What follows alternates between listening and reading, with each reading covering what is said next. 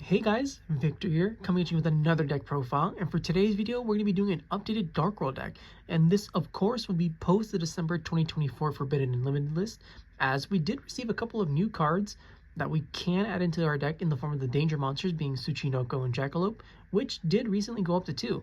Now, as far as the deck is concerned, even though we did get a slight boost in our consistency because of the Danger Monsters, I'm not going to lie to you, it's still pretty rough if you're choosing to play Dark World in this current format, just because decks like Ryziel and Malice both basically already come packaged with a lot of in-deck answers, or they're maining cards that just completely demolish this deck, right? They play the Foolos, they play Dweller, they play Shifter, they play Bestials. I can go on and on and on about all the cards that they play that just completely demolish this deck. So if you do plan to play Dark World, I probably wouldn't take it past like a local level. And even then, right, it's going to be very difficult because you will run into those players that are main decking those cards that just make the life of a Dark World player a living hell. But even so, this deck is still pretty fun, and it is very good at what it does, which is trying to hand loop your opponent and set up really strong boards that is difficult for most players to out. So with that in mind, let's jump straight into it. As always, we're going to be starting off with the monster lineup first, and we're of course going to be playing 3 Genta Gateman of Dark World. I will hear no ifs, ands, or buts about it. You have to play 3 of this card just because it really does get your entire engine going, as it fills up your graveyard by discarding itself to add the Gates of Dark World. It sets up your Gates of Dark World, which means that you're going to be able to start drawing through your deck. When it's banished, it literally special summons itself back once per turn. This card, the amount of like advantage that just opening this card offers you is just invaluable. So yeah, definitely got to play 3 of it. I don't know why you would never play 3 of it. It really is that good. And then for the only other 3 of Dark World monster, we're going to be playing 3 Snoww Unlight of Dark World.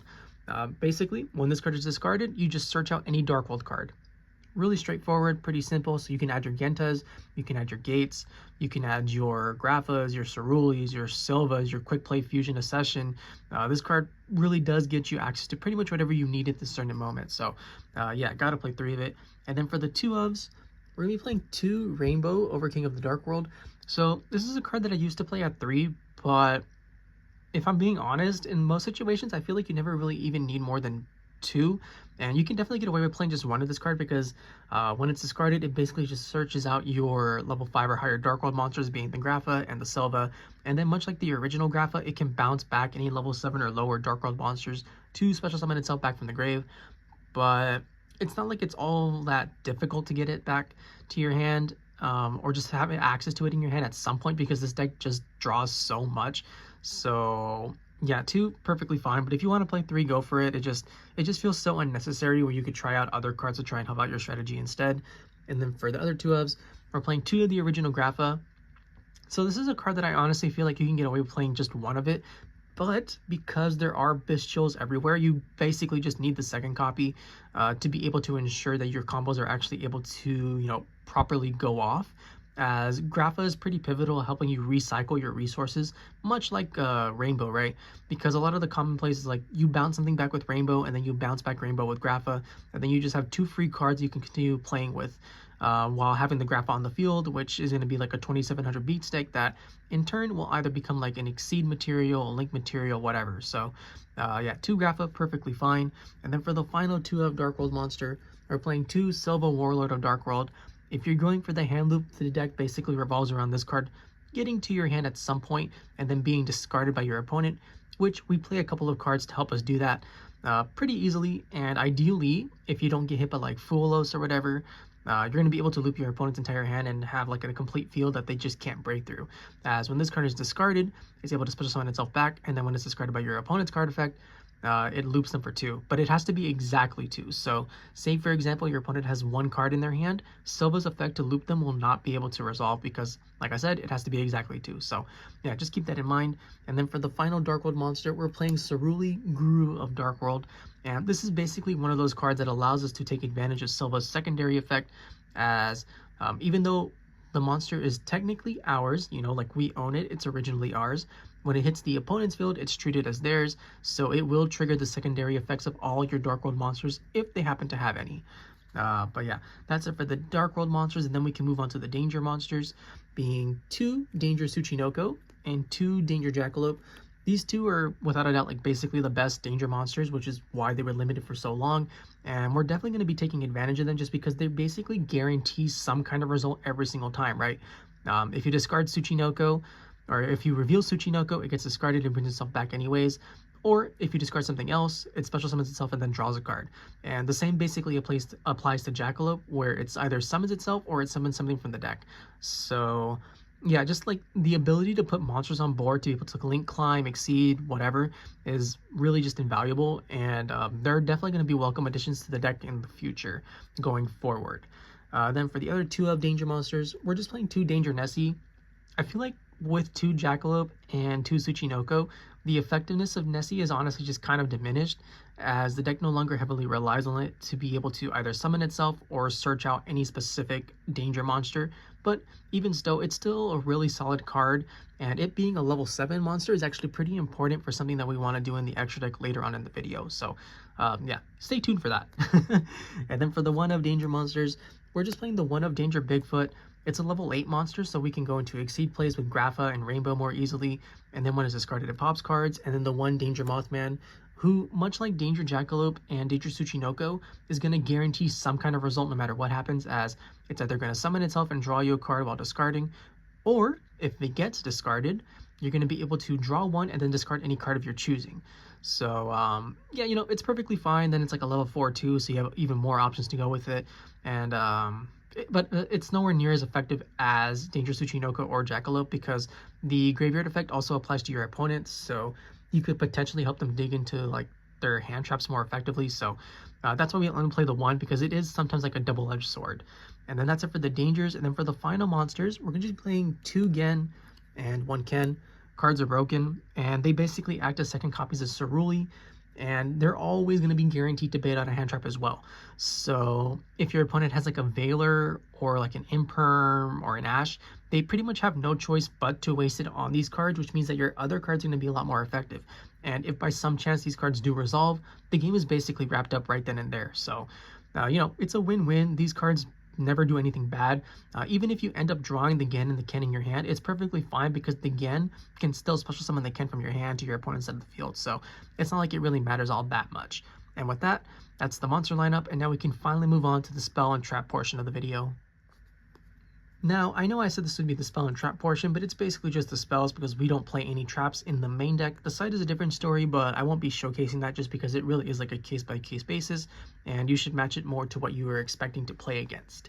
But even so, we're going to be playing 3 Gates of the Dark World. I know a lot of people prefer playing 2, or even like 1 if they play like Zephyros, but I just feel like you need to play 3 of this card at all times, just because it is one of your main consistency pieces that allows you to draw through your deck and like discard cards, banish cards that you don't need, whatever. But yeah, I just love this card. I don't see any reason why you would only play 2, even if it's like a potential brick. That's not really true, right? Because it's almost always going to be guaranteed to get some kind of result. Unless you bricked, which, I mean, that's Dark World, right? That's the risk you take sometimes. You just open up a hand of nothing but Sillvas, Graphas, and Reign-beaux, and you cry. But yeah, 3 gates. 3 Allure of Darkness. Everything in this deck besides Ken and Gen is dark, so it seems like a no-brainer to include 3 Allures just to be able to draw through our deck. And then something that you don't really see anymore in modern Dark World decks, but you do see in like retro Dark World decks, is 3 Upstart Goblin. So even though Droll and Lockbird is pretty prevalent, like I said, we're just pretty much going to ignore that and pretend it's not. And even though this card gives your opponent 1,000 life points, that honestly doesn't matter, because it just reads draw 1 card, and the thinning of our deck is going to be greatly appreciated pretty much in every single scenario, as our ultimate goal is just to hand loop our opponent, and the life points don't really matter, because on the follow-up for our turn, all of our monsters total attack points is 100% going to be able to exceed the 11,000 life points that our opponent is currently going to have. So the life point gain is basically negligible at that point.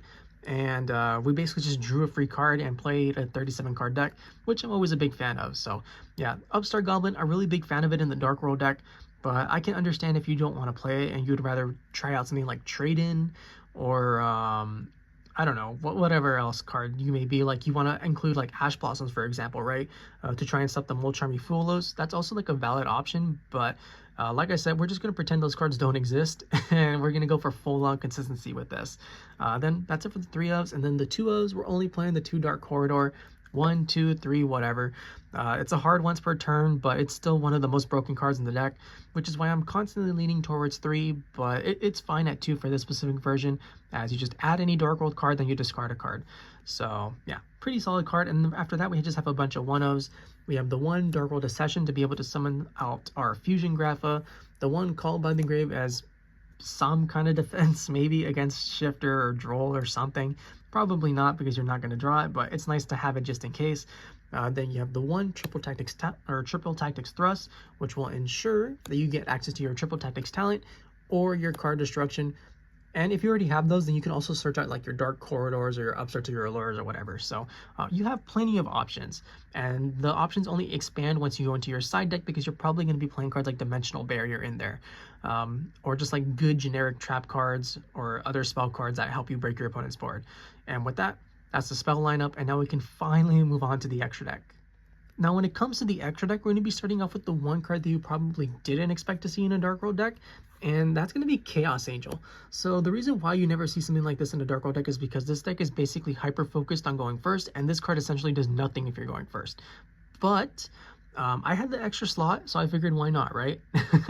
And I wanted to try it out just because it does help your going second boards a lot more easily, as we do play a bunch of level 7s and level 3s, being basically all the danger monsters, right? You play the Nessie, you play the Jackalope, you play the Tsuchinoko, you play the Gen and Kens, which all happen to be level 3s.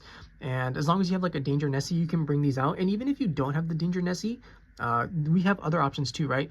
As this is a synchro monster, so it takes 1 tuner plus 1 plus non-tuner light or dark monsters. So if you happen to have like 2 level 3 monsters plus a level 4 monster, which is pretty easy because that just means you're including like your Snowws, your Gentas, your Mothmans, whatever, you can also make the Chaos Angel, and then you can make it invincible to like your opponent's activated monster effects or indestructible by battle. And this card, it's basically just in there to ensure that we can help break our opponent's boards a lot more easily, because this is something that the deck traditionally does have a lot of difficulty with. But if you want to cut it, by all means go ahead. Like I said, this is basically just something that I wanted to try out, and in theory it does help, but in practice, who knows? And that's it for the synchro monsters. And then for the exceed monsters, we're playing the 1 number 41 Basgooska, the Terribly Tiger Tapir. If you get hit by a floodgate, this is basically your next plan up to potentially try and survive a turn. It's probably going to get impermed, but you know, whatever. We played the 1 number 60 Dugares. Whether you're reborning or you're drawing cards and then discarding a card, this card is phenomenal at helping you accomplish your game plan. We played the 1 Coach King Giantrainer. It's a time card that allows us to draw and then potentially burn our opponent for every monster drawn. We played the 1 Zombie Vampire. So I still really like including the Zombie Vampire in this deck, because I feel it's one of those few cards that allows us to push through threats such as Droll and Lockbird, for example, right? As you just mill 4 cards, you bring something back, so you're filling up your graveyard, and then the monster that you bring back can potentially be bounced back with like your graphas or whatever if you have them in the grave, which you probably will, because you could be using them as like material for the Zombie Vampire to begin with. So this is just like another one of those cards that allows us to slightly push through any resistance our opponent may have towards our deck. And that's it for the exceeds. And then for the links, we're playing the 1 Dharc, the Dark Charmer Gloomy, because our entire deck is basically dark monsters. The 1 Muckraker from the underworld to bring back our fiends from the graveyard. And something that I really like doing with the Muckraker is something that you might have seen in the Labyrinth deck, right? Is because we're playing the Chaos Angel, you make the Chaos Angel, you banish a card, you link it off into Muckraker. Muckraker's effect will discard a card and bring back the Chaos Angel, and then the Chaos Angel's effect will activate again to banish a card, and then you also get the benefit of activating one of the cards that you discarded, whether it's a Dark World monster or a Danger monster, whatever. So you're just constantly adding bonuses to your effects that you otherwise normally wouldn't get. Then we're playing our bouncers, being the Akashic Magician and the 1 Security Dragon, to be able to clean up our opponent's field a lot more easily. We're playing the IP Masquerena, which as always is just always going to go into the SP Little Knight. And then that's it for the Link 2s. We don't play any Link 3s, but we do play a Link 4 in the form of Saryuja's Skull Dread. Since this deck is basically focused on trying to draw as many cards as possible, Saryuja is honestly just really invaluable at helping you accomplish your goals, as it clears your board to basically be filled up at once again at some point.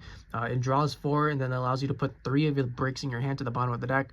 The versatility that this card offers you is just unmatched. And that's it for the link 4s. And then for the 1 link 5, we're playing the 1 underworld goddess of the closed world just to be able to get rid of towers, effect monsters, or things of that nature. And then that's it for the links. And then for the fusions, we're just playing 2 grapha dragon overlord of dark world. And with that, that's the deck. I hope you guys enjoyed it. If you did, please feel free to like, comment, subscribe, and I'll catch you guys next time. See ya!